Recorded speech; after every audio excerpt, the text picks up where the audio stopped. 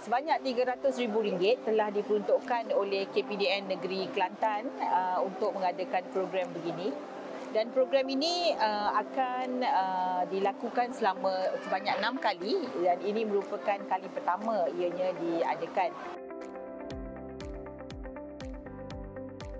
Pada hari ini juga kita lihat bahawa ada program jualan rahmah Back to School bergerak. Back to School bergerak ini dan dia akan terus berada di beberapa lokasi berterusan hingga 10 hari bulan Januari.